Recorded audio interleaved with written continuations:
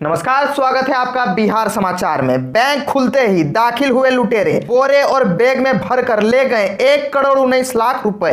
तो वहीं फिर चर्चा में आए लालू के बेटे तेज प्रताप। अस्पताल अधीक्षक ने कहा बिल्डिंग से बाहर निकलिए। तो आज की बड़ी खबरों पे बात करने से पहले आपसे छोटी सी अनुरोध है कि कृपया वीडियो को एक लाइक जरूर करें, क्योंकि आपका एक लाइक करना ही हमारे मेहनत का फल होता है। तो न्यूज की ओर आगे बढ़ते हैं।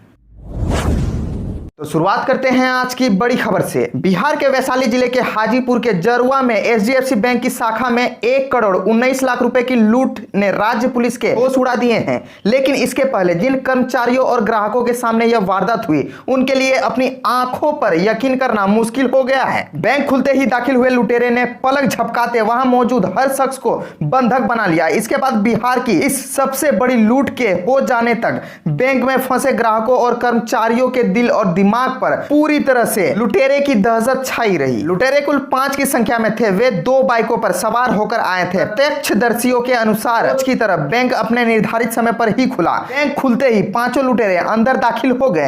अंदर आते ही लुटेरों ने बैंक के गेट और अंदर से बंद कर लिया। इसके बाद उन्होंने गन पॉइंट पर बैंक कर्मियों और एक ग्राहक को बंधक बना लिया। लुटेरों ने बैंक के 1,19,00,000 रुपए सबकी नजरों के सामने बोरे और बैग में भरे। यही नहीं, ग्राहक के पास से 44,000 रुपए भी लूट लिए। इसके बाद वे वहां से आसानी से फरार हो गए।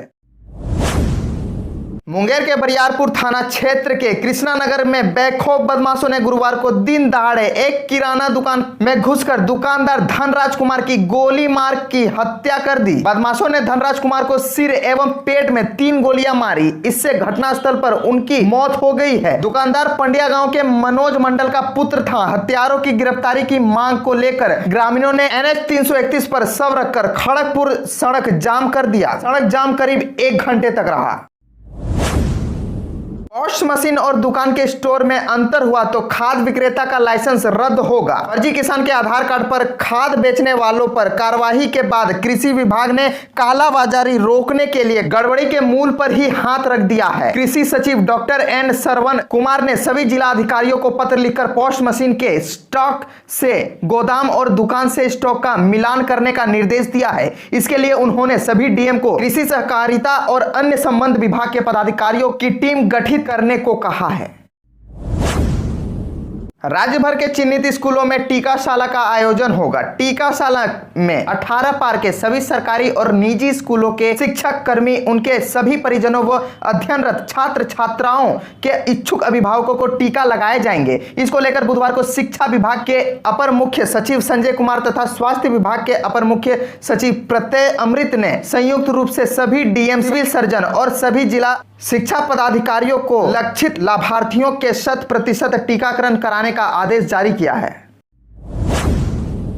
फिर चर्चा में आए लालू के बेटे तेज प्रताप। अस्पताल अधीक्षक ने कहा बिल्डिंग से बाहर निकलिए। राष्ट्रीय जनता दल के अध्यक्ष लालू प्रसाद यादव के बड़े बेटे तेज प्रताप यादव अक्सर अपनी हरकतों की वजह से सुर्खियों में रहते हैं। एक बार फिर लालू के लाल चर्चा में हैं, क्योंकि वे आजकल अलग अलग जिलों में जाकर अस्पतालों की व्यवस्थाएं देख रहे हैं और राज्य के सरकार की कमियों को उजागर कर रहे हैं। हालांकि कभी कभार ऐसा वाकया भी हो जाता है जो सोशल मीडिया पर चर्चा का केंद्र बन जाता है। इस बार का मामला मुजफ्फरपुर के श्री कृष्ण सिंह मेडिकल कॉलेज एवं SKMCH से जुड़ा है। दरअसल तेज प्रताप यादव बुधवार को SKMCH निरीक्षण करने गए थे। इसी दौरान वहां उनके समर्थकों की भीड़ उमड़ पड़ी। एक तो कोरोना संक्रमण का खतरा, उसी अस्पताल में कोविड वार्ड का होना ही बड़ा खतरा है। ऐसे में भारी संख्या में लोग का एक साथ आ जाने से अस्पताल के कर्मियों के हाथ पांव फूल गए। आनन फानन में अस्पताल के स्टाफ लोगों से बाहर जाने की अपील करते रहे, लेकिन किसी पर कोई असर नहीं हुआ।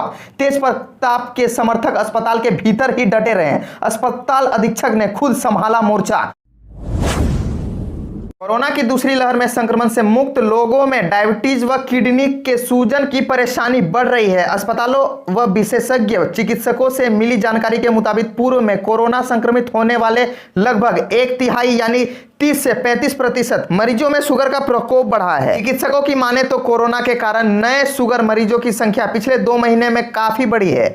IGIMS के एंडोक्राइनोलॉजी विभाग के अध्यक्ष डॉक्टर वेद प्रकाश ने बताया कि कोरोना संक्रमण के कारण शुगर के मरीजों की 3 नई कैटेगरी बन गई है। एक तो जिन्हें पहले से शुगर था, उनका शुगर अनियंत्रित होने की शिकायत काफी बढ़ी हुई है। दूसरी, बड़ी संख्या में नए शुगर मरीज बढ़ गए हैं। इसका सबसे बड़ा कारण है अस्पतालों में भर्ती होने के दौरान दवाइयों का इस्तेमाल किया गया और कोरोना ठीक होने के बाद भी शुगर कंट्रोल नहीं हो पाया।